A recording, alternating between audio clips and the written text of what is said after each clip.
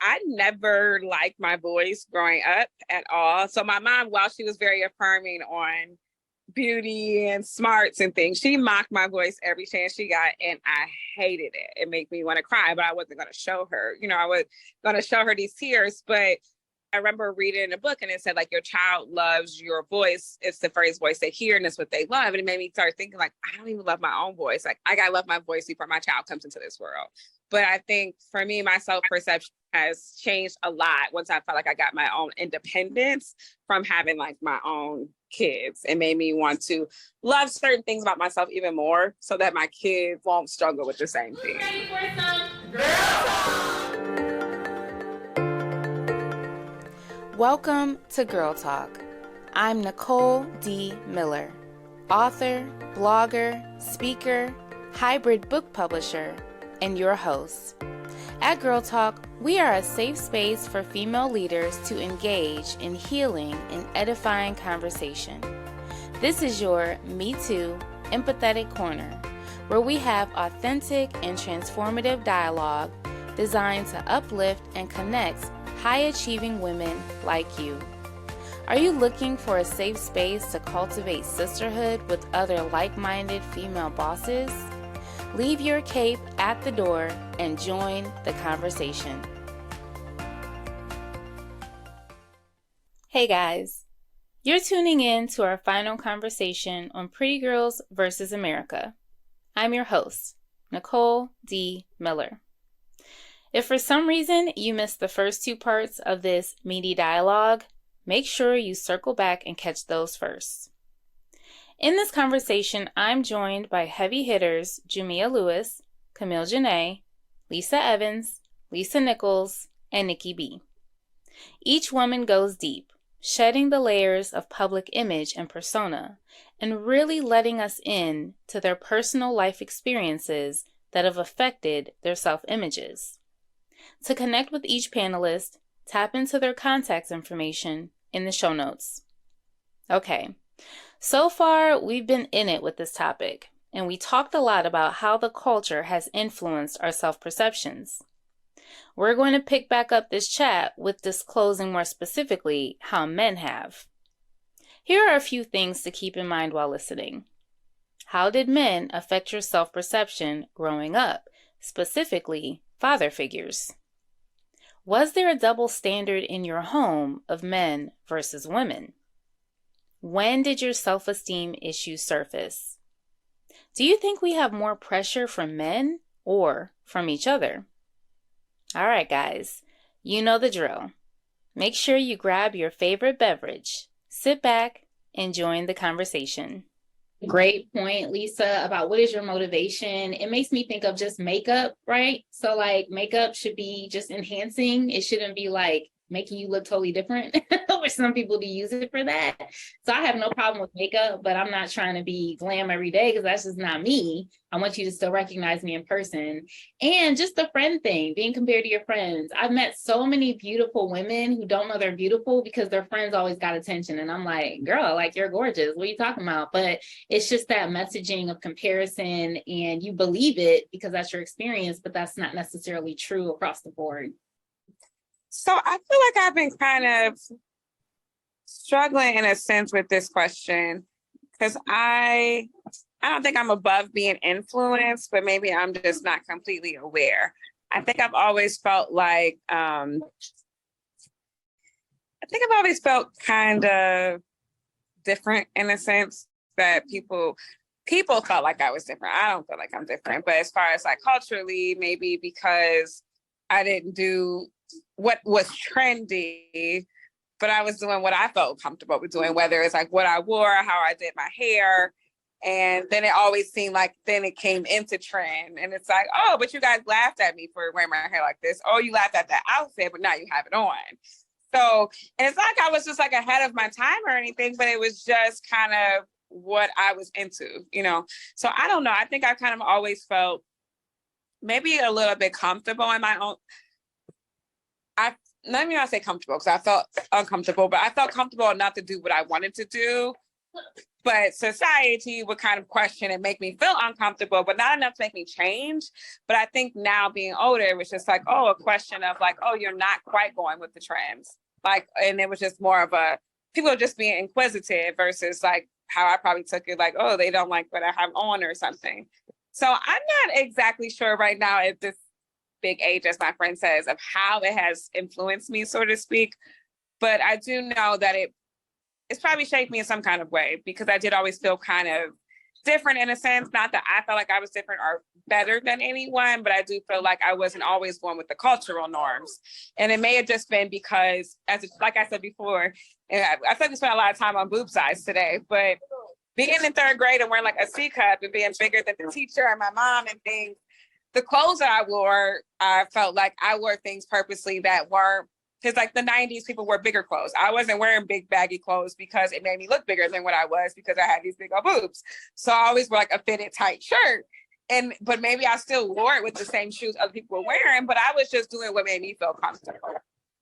So whereas I wanted to wear some of those things, I just felt like I didn't look good in them, you know, or I didn't feel like that I feared like older men talking to me. So I wanted to still look age appropriate, but I also wanted to feel comfortable and not look like a huge sack. So I think I just always kind of done what I felt like worked best for my body. That is awesome. And do you attribute that to being affirmed in the home, having that type of confidence at that age? I feel like in the home, like I was affirmed, but I guess I was encouraged to do what I wanted to do. My mom wasn't ever trying to. She's even told me like, we had this interesting conversation now that I have kids about like, you know, her experience with parenting me. And she always said, like, I just followed your lead and what you wanted to do. Always done what you wanted. So I've always just kind of followed your lead. Whereas a kid, I felt like she does not control me at all. But Well, so it's interesting. I feel like when you have kids, you have different conversations with your mother, or at least for me, I am. yeah, and I'm sure you'll pass that, you know, being able to march to the beat of your own drum to your kids. I'm sure they'll have that type of confidence because you have that, you know. So what I'll say is, it's so interesting for me to hear like people who were smaller felt pressure to be thicker. I was thicker, but I felt pressure to be smaller. And so part of it I know is because I went to majority white schools. And so that's a thing. And I remember when I did develop my eating disorders, although I do think it was influenced internally by my grandmother, I'm sure she was influenced by the law firm she worked at, which was majority white cultured. And then the schools that I went to, which were majority white cultured. And I remember my white friends were having eating disorders and developing eating disorders. So I know for me, it was about being smaller. I could think of music videos where it just seemed like the girls were always lighter and smaller. So now it's like thick is in and it's all accepted. But growing up, I always felt this pressure to be smaller. And then as I touched on earlier, just being darker skinned, it just seemed like you're not as attractive typically to be darker skinned. And so those were kind of some of the negative messaging I received, even going out with guys and they would say like, oh, you're the first dark skinned girl I've dated, you know, and you just have these oxymorons where you're just like, is this a compliment or no? Like, I don't know what to do with this, you know? And it's funny because when I think of Nicole, I don't think of myself in terms of skin tone. Like I think of myself in terms of my heart and my intellect. And so I have to be reminded of like, oh, I'm darker skinned. This is what people are seeing when I show up in the world. Because to me, when I show up in the world, it's more about my mindset, my motivation, my belief system. So all right, so those are kind of my 2 cents. So we've kind of danced around this next question. In what ways do you feel men have played a part, if any, in the pressures women face to meet a certain standard of beauty for approval? And Jamia touched on this earlier. The rating system is an example. So what ways have men played a part on the pressures women face or you face on meeting a certain standard of beauty? Let's kick this off with Nikki B, then do Lisa Nichols, Camille, Lisa Evans, and Jamia.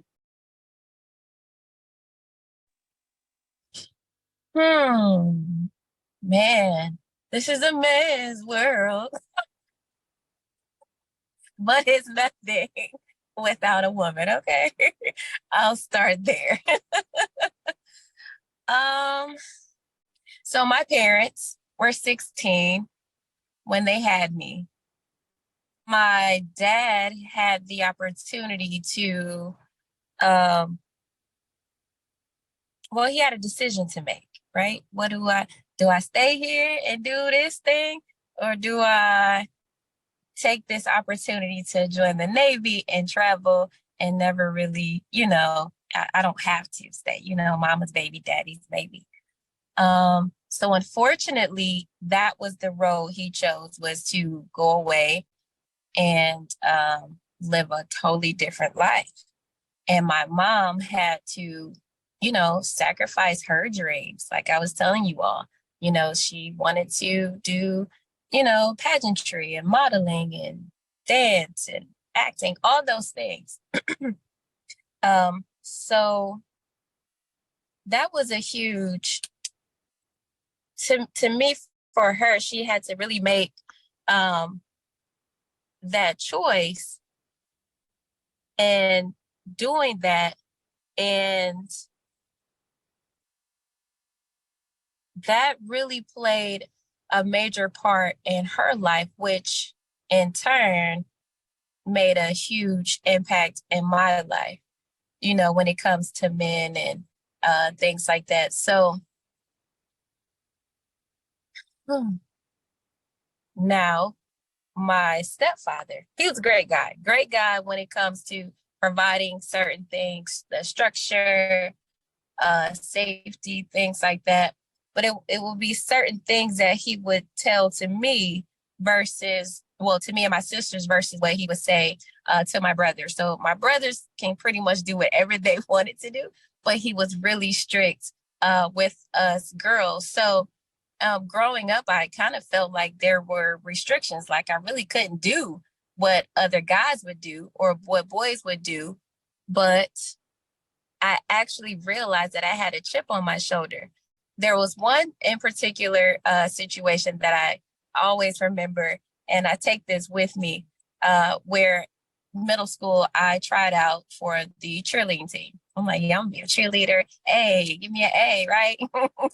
So, and I was really good, and I made the team. Me and two of my best girlfriends, we made the team. We were so excited. We created routines. We were rehearsing all these things, right? So I get home one particular day, I'm sharing the news with my mom and my dad. I'm like, hey guys, made the team, got our uniforms and everything. So I'm showing them a routine that we created. And my mom was sitting there like, okay, right? And my stepfather was kind of looking away, but not really looking. And I was just like, why isn't he like paying attention? Like, I don't understand this. And what he said was, and after I was done, I was like, oh, okay, right, I'm done. And he said, anyone can jump up and down and show their underwear all day. When I tell you I was depleted, I was like on the floor.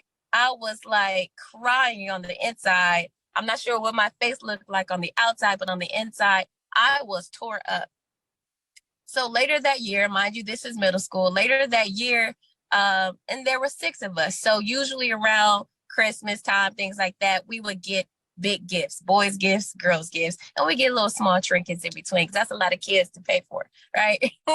So this particular year, the boys got a basketball hoop, and it was fiberglass. It was nice, and they had plans to cement the backyard. It was a whole thing. I was just like, well, what the heck? How they get this big, like, grand situation, all of this stuff, and what's going on here? So I was determined, you all. I learned to play basketball.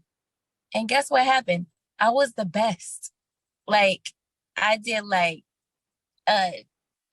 Nike leagues, summer camps. I had like free scholarships, one-on-one tournaments. Like, I was so good. I was like, oh, you're going to eat them words. But actually, that brought us closer, me and my stepfather, and everyone else. And then from that point, all of my brothers and sisters did some type of sport, and they decided to be the best at that sport. So that was huge. That was a big influence for me, coming from that perspective. I can go other places, but I'm gonna leave it there with the childhood, so that put a chip on my shoulder, but in a way gave me motivation to be another better version of me. I'm sure I would have been a great cheerleader as well, right? But I needed to prove that, yeah, you know what? You're right. You're right. But cheerleaders are athletes too. But I'm gonna show you I can be an even better athlete on the court. And other sports I was really good at as well. But so that was a huge influence for me. Thank you so much for sharing that story. And I love that you had that type of tenacity in your character at such a young age to turn that around and show him, make him eat his words. So when I think about this, I feel like men in general, like the way like men are so aware of and talking about what they find attractive, what they're what they like, what they don't like. They're very vocal about it, and so I feel like it's very influential, at least in my mind. That was like probably the driving force behind as I got older, right? It was, if I'm going to be looked at as pretty, as attractive, as beautiful, whatever, I am going to have to make sure that I like have a certain image or certain body shape, or which I didn't have. So I was like doing everything I could. So even in junior high, I started to work out. I had not been extremely overweight, but 8, 9, 10, I was chubby. And again, I had the body shape that I didn't like ever. And so I started working out. And when I look back now, I'm like, I was in junior high and I was going hard because I thought, well, maybe, I can get rid of my tummy. I can, whatever, I can try to do whatever I can with the body I have. And again, always wanting that, like I said at the beginning, right? Like I didn't think of myself, I wasn't in the pretty category. So I was like, well, I'm never going to be the top of the list, basically. And I don't have enough hips. I don't have enough butt. Like, who's ever going to really be attracted to me? So I tried to kind of like overcompensate, I think. And to me, that was all driven, like, not all driven, but largely, like, that was a big part of it, because even like I wanted everyone to think I was beautiful, but I really wanted that. I really wanted attention. And I wasn't the person that everyone was like, oh, let's go out with her, So I think that to me, it was really influential. Thank you for sharing, Lisa. And you saying that just reminds me of how visual men are, so they're basing beauty on just aesthetics or what they think is beautiful, as opposed to the whole package and what's really beautiful internally.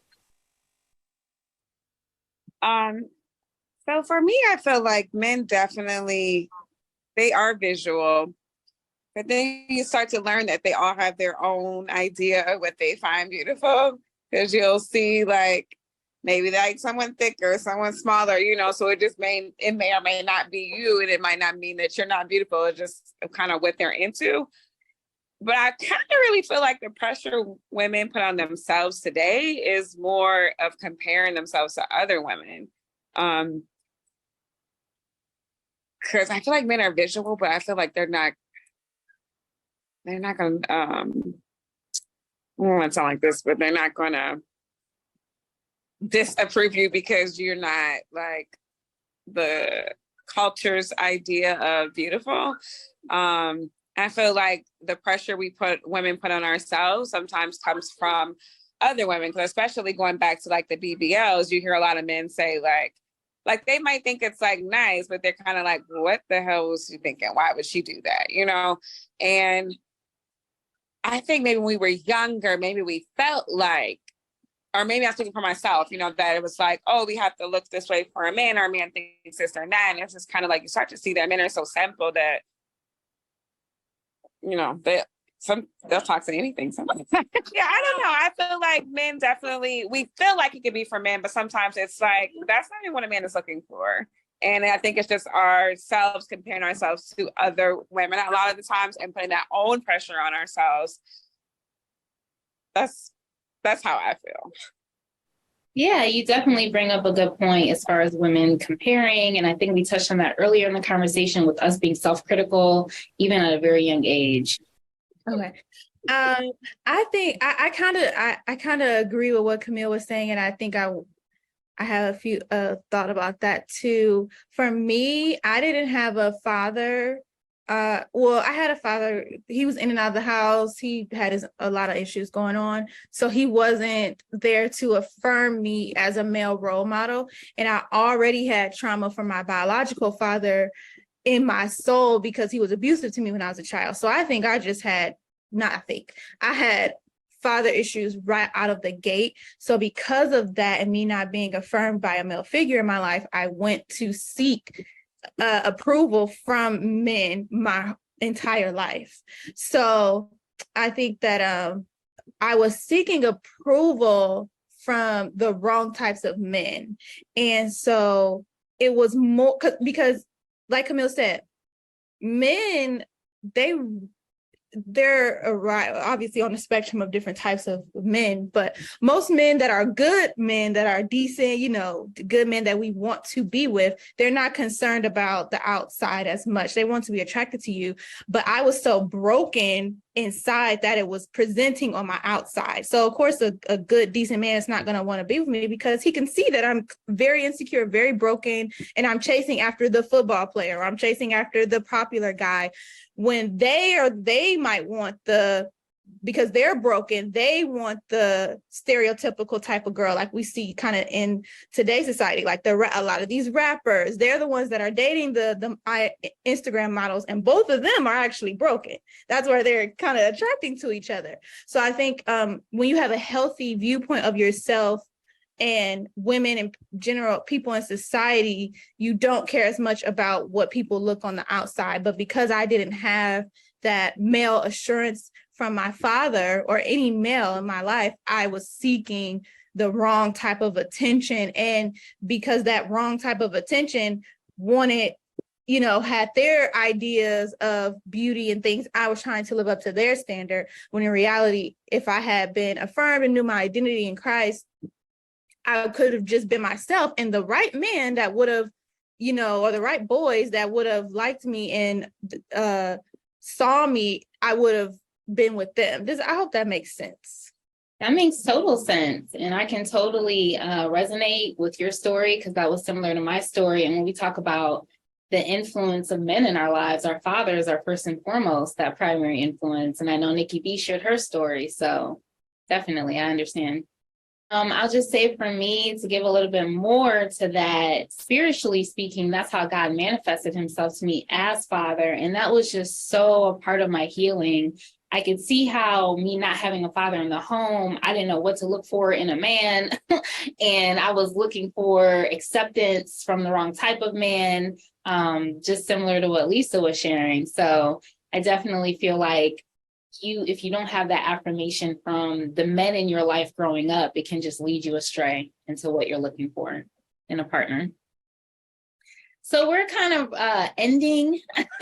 And so you guys are free to leave, but I would like to kind of throw this out there just so people who are watching this have some more nuggets to kind of take home and that can help them in their personal journey of healing. If you are able to stay, you can share, how has your self-perception and image grown, and maybe some things that you may still struggle with, but like what's helping you to heal, to overcome, to be a better version of yourself. Yeah, so I resonate with the last point you made. Like, it really took God grabbing a hold of me and really like affirming my identity in him for years, over and over and over again. And I'm still going through that process of healing because I just have gone through a lot of traumatic events. So it really stripped my identity. I didn't know who I was until probably a couple years ago. So God has really been like just holding me and just affirming me for years and years and years. And that's really how I've been able to have a better perception of myself, but it's rooted in what God has said about me. It's not rooted in, so I'll say two things. is rooted in what God has said about me and what he says about me personally to me in my quiet time, but also what he says about me in the Bible. I'm chosen, I'm royalty, I'm holy, I'm pure, all of those things. I go back to whenever I feel down about myself, and when the enemy tries to get me down about myself, I'm like, well, no, God says I am a child of God. I am pure. I am holy. I am worthy. So anything else that goes against that, I can't believe. So that, I think that's the spiritual side of it. But in the practical and natural side of it, I also had to figure out, like, who am I and how I want to present in the world. So I've always wore glasses. Like, I've always had just a little bit of a little quirky kind of look. And I had to own that. Like, Lisa, you're never going to look like Beyonce, for just example. You're not. So what do you look like?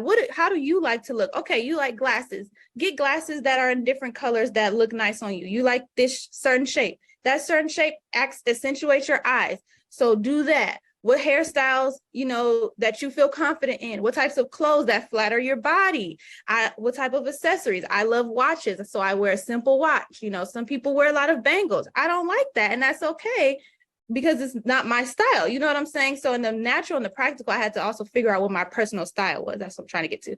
I had to figure out what my personal style was and stop trying to be like everyone else's style and figure out what looks good on my body type. I have long legs, which I love. So accentuate my long legs, figuring out those things. I think that's one part that's missing in our culture is we try to look like Rihanna or Beyonce or the City Girls, all these different types of styles, and it may not even look right on your body type, and that's okay. So I get a lot of questions about where I shop and all these things, and I'm very careful I give, like, there's places I shop at, but I try not to influence them to wear what I wear, because you don't look like me. You don't really want to present like me, because you're not me. You're never going to present like me. You know what I'm saying? So we may wear the same, like, slacks or something, but it's going to look different on you than it does on me, because it's how I rock it versus how you rock it. And that's fine. I try to tell people, like, find like a style that you want to aspire to. Like, I like more business casual type of style, more girly type of style. Even with the makeup, I like wearing makeup, but I'm very clear to not tell women, okay, you got to wear makeup. You got to wear your hair like this. No, because that may not be for you. So I had to get really clear in the natural and the practical about how I want to present in the world, and own that and rock that, and wear pieces that accentuate my body the way I like, and wear hairstyles and glasses and accessories that I like, that makes me feel good, makes me feel pretty. And I also had to keep just holding on to and going back to and trusting in what the Lord has told me and who he has told me I am. So that's really how I kind of navigate through life now. Just really holding on to God and what the word says, and just rocking things my way. I think Camille was saying that she did that as a child, and I've known a lot of girls who I would be envious of, girls that was just them unapologetically, because I wanted to be that, but I didn't know how. And so now I'm in a place where I'm me unapologetically, and how I rock things, even if it may not be trendy or whatever, and being okay with that, because I look nice, because God told me who I am, and because I just feel comfortable. So, yeah. Thank you, Lisa. Okay. So I will say this, just as context for me. So I grew up in family-owned businesses, a hair salon. So I think probably before I was even aware, beauty has been shaped in my brain since like a child. So just seeing maybe some depths that people were going to do things that maybe to me didn't make sense. So I'm just thinking, like, why it was hard for me to answer some of these questions. It's just probably because, like, as a 4-year-old, I was in a hair salon all day, so seeing people go through all these changes, necessary or unnecessarily, I think I've probably started as a child to get an identity of, what I thought was beautiful and what I wanted to do. And then also probably just being tired of being in the salon, even though I still work in one. But as far as the question goes, I think for me, my self-perception, it changed a lot once I had kids. My kids are 2 and 1. so not that long ago. But I feel like it gave me an independence. I feel like for me, having my own kids gave me independence from my family, my friends, or just, just any ties, anybody, because it was more like, oh, these are my people. This is like my little family, my team. But I never liked my voice growing up at all. So my mom, while she was very affirming on beauty and smarts and things, she mocked my voice every chance she got, and I hated it. It made me want to cry, but I wasn't going to show her. I was going to show her these tears. But I remember reading, and I tell the story a lot, but I remember reading a book and it said, like, your child loves your voice. It's the phrase voice they hear, and it's what they love. And it made me start thinking, like, I don't even love my own voice. Like, I got to love my voice before my child comes into this world. So it is just like, been like, since then, it's like, oh, I love my voice. I love to talk. And it's just funny now because I'm doing more speaking and business coaching. It's like, now where before I didn't stop shutting up and talking. It's like, now I like, don't shut up talking, and I'm okay with it. But I think for me, my self-perception has changed a lot once I felt like I got my own independence from having like my own kids. It made me want to love certain things about myself even more, so that my kids, weren't loving them more than me, and they won't struggle with the same thing. I love that. That just goes to show how we can keep evolving at every stage of our lives and our self-perception and image. Love it. And thank you, ladies. It was a pleasure chatting with you all tonight. Head out. Bye. Bye. Just in a tiny bit of a response to what Camille said. Recently, the past couple of years, one thing that I've thought about, I had talked with a loved one that I hadn't talked with in a long time. And in hearing their voice, it struck something real deep in me. Like, it felt like home. Their voice felt like home. So I think that she's right in that sense that, when we're younger, those voices in our lives, we just love them, where we felt safe and secure and in those spaces. So that's just really interesting that she said that. I'll try and keep it short in terms of how have I grown and things that I still struggle with now. Definitely, it is still a struggle. There's always something. And I didn't realize how much. I saw a picture of myself when I was in my early 20s, so before 25, but after 22, and I looked good, okay? And I was like, but I did not know. I just remember that time frame. I know that I did not appreciate that at that time, that there were any number of things that I was critical about with myself. And it's like, man, I really want to be in a place where I'm appreciating what I have right now, like how I look right now. And so one of the things, again, I think maybe this might be TMI, but I'm going to share it. One of the things that I've done recently, and this was just in December. So the big thing that I deal with is just hormonal weight gain right now. So specifically a condition called PCOS, or PCOS. So if you haven't heard of it, look into it. It does affect a lot of women. And so one of the results of that is just the type of weight gain that I've dealt with is like centered in my stomach area. So it like hasn't mattered whatever else I do to try and get rid of it, it's still there. And so one of the things that I've done recently, I got my navel pierced, my nose and my navel pierced. Like, I always wanted a navel piercing when I was younger, because I guess I thought, it was cute. Like, but I've never felt comfortable with my stomach. It's always been like, I got to lose weight when I was thinking about it. And so I am learning, I am desiring to grow in this area where it's like, okay, where am I at right now? I love my body right now. I love where I am right now. Let me take care of what I have, celebrate what I have. And that's that. That's what I'm going to have to do, because it's never going to be whatever image in my mind. Like, I don't know that I would ever be satisfied, but I don't want to miss out on enjoying what's here and now, because it ain't going to be like this forever. Like, I'm not going to be back where I was in my early 20s when I didn't know, so it's like, I just want to appreciate what is. That's what I'm trying to learn how to do. Thank you, Jamia. I love that. And I feel the same way. Actually, a lot of what Lisa was saying earlier too, I was like, yes, the same, because I like really the change for me has been more about like healing, right? Like internal healing and God touching me and helping me to see myself so that I can even go back in my mind. Like this is a newer thing to like go back to my young self where I did not think I was attractive. I did not think, you know, and just seeing myself differently. Like, oh no, I was a cute little girl, you know?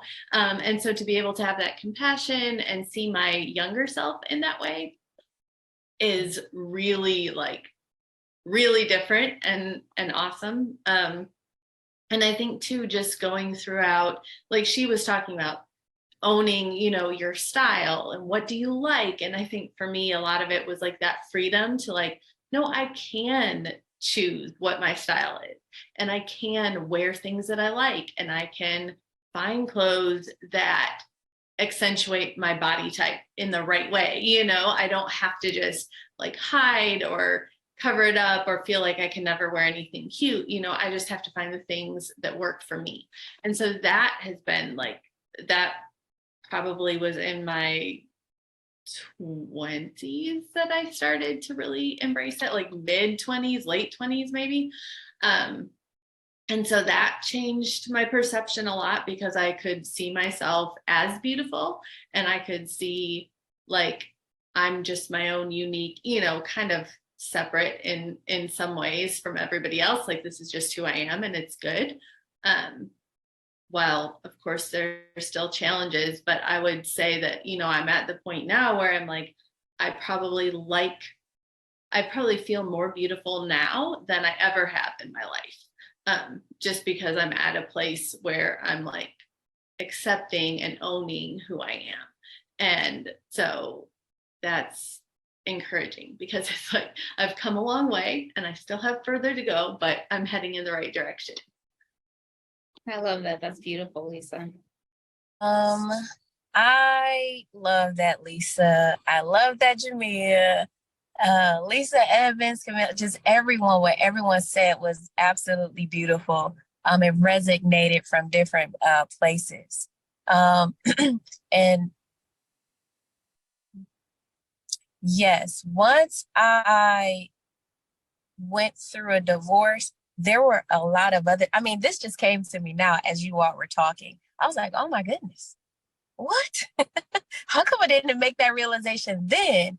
But now I'm realizing that I went through the divorce, not only, you know, with the individual that I was married to, but with the old version of Nicole, of Nikki, right? That was old. So I cannot be that anymore because it got me to where it got me. And I'm saying got me. I know it's all wrong, but it got me there, right? But now we're here. And I had to go through all of those things, all of the highs, all of the lows, all of the insecurities, all of those things to be the victorious Nikki B that I am today, the victorious Nicole that I am today.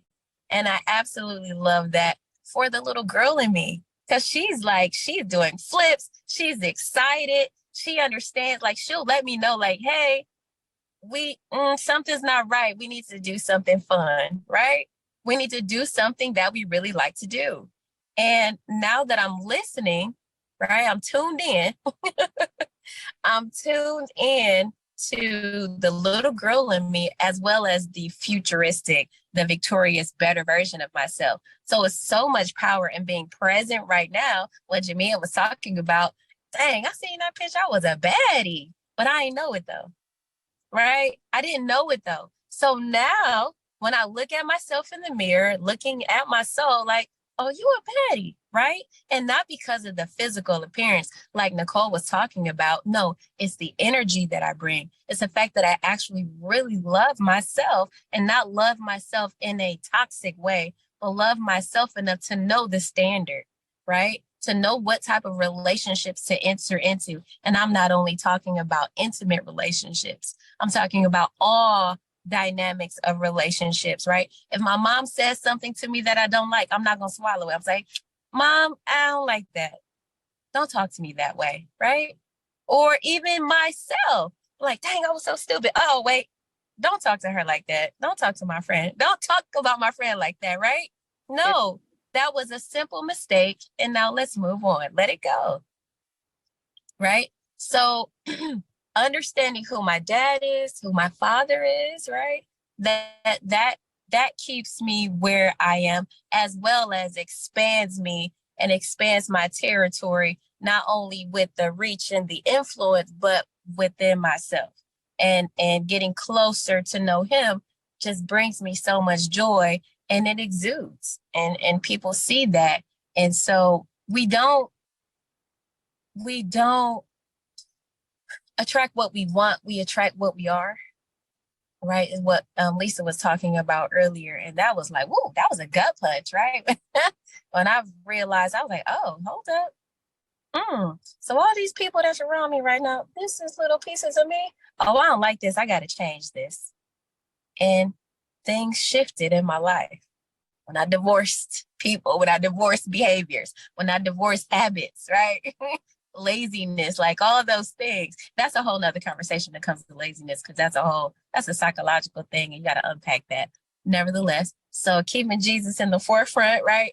And keeping myself there and keeping myself accountable, and to making sure I pay attention to what I tune into, because I know that's what I'm going to turn into. All right, so many nuggets from this. So we're going to have some hashtags popping out of this conversation. Thank you guys so much for sharing. I'll just share my journey a little bit. I think for me, so much of my healing began with my physical appearance in my early 30s. And, you know, the world kind of frowns on aging and makes it seem like your best days are behind you. But for me, it was like, my best days are ahead. And it was like my 30s, I like found my zhuzh. And I feel like God just started transforming me, and the inner work that he had done in my 20s was being reflected in my 30s. It was like all this healing and all of this growth that you've experienced internally is about to manifest in the natural. And I feel like what Lisa said, like, it was my clothes. I came into my own with fashion. We touched on hair earlier. I went natural and just discovered these beautiful 4D tendrils that are growing on my scalp. And just really owned me. And I already had a level of confidence there, but it was just the natural beauty that I feel like we all exude from being made in the image of the creator. And I feel like as women, we are coined to be beautiful. Like, everyone really does exemplify beauty in their individual way. And so when you own you, which is what I'm hearing in this conversation, when you start owning you, you start manifesting the eternal in only the way that you can, you know? So I don't know, the 30s have been great. I'm now 40, so I think I'm on the same wavelength, you know, working out and eating right. I changed my diet. And so my weight has fluctuated even in the season, dealing with a lot of health issues. And I've had to give myself grace, because in the past it was self-hatred and condemnation and being hard on myself. And it was like, no, girl, like, this is the best you. Understand that you went through these things that have affected your health. And y'all, I'm gonna let y'all in a little secret. I did a boudoir shoot recently, right? And that was something that never would have entered my mind. But I felt like, no, you need to embrace that you are killing it at 40, you know? So, and we don't know how long we're going to have these bodies for and what other health issues can surface. So I wanted to capture that for me. But I just want to thank you guys so much for sharing. I know that there were some vulnerable topics, and so I love that you guys like dove in there, and that you guys know that this is a safe space, and that your testimonies are not just healing for you, but for others, that people will be, you know, viewing this on YouTube and the lives and all of that. So thank you for being a part of the Girl Talk Tribe. For our newbie, Nikki B, and for our returning members, Lisa and Jamia. Camille was new as well, and then Lisa Evans was a returning member as well. In this episode of Girl Talk, we explored the intricate dynamics of self-perception, body image, and body distortions. Together, we unpack the pressures placed on women, how they've shaped the way we see ourselves, and what it takes to rewrite those narratives. The conversation included honest reflection on how men often played a defining role in shaping our self-perceptions during our younger years. From the way fathers or male figures influenced our sense of worth, to the validation we sought from boys as teens, these experiences left their mark. But here's the other layer. Women have been just as critical of themselves, deeply tied to an unspoken pattern of comparing bodies, appearances, and lifestyles with one another.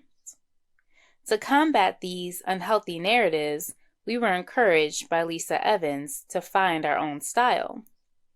That mindset helps us to become fully, unapologetically ourselves. I also loved how Camille shared that becoming a mom helped her to level up in her confidence. She was motivated to learn to love her voice when she found out it was the first thing her child would hear. Another important component of the conversation was the need to heal from our past. Lisa Evans opened up about past trauma. Jamia shared about her battle with hormonal weight gain. Camille shared about her mother not liking her voice. Lisa Nichols said she felt like she was never enough. And Nikki B was criticized by her father for wanting to be a cheerleader. Let's face it, most people have faced childhood trauma. We live in a broken world filled with broken people, including the people we love. But how can we heal from that trauma? One of the ways I and others who shared on the panel healed was through my relationship with God. It was my spiritual encounter with the Creator, manifesting as Abba, that started me on a healing journey from my daddy issues, one I'm still on today. I also experienced supernatural deliverance from bulimia and really came into my own in my early 30s with accepting and loving my body. You may not have those specific struggles, but in some area of your life, there is brokenness. How can you begin your healing journey to mend those broken parts? Though we'll never be perfect, we don't have to let our scars define us. God can give His beauty for our ashes. Isaiah 61:3. At the end of the day, we're the ones who get to decide how we see ourselves.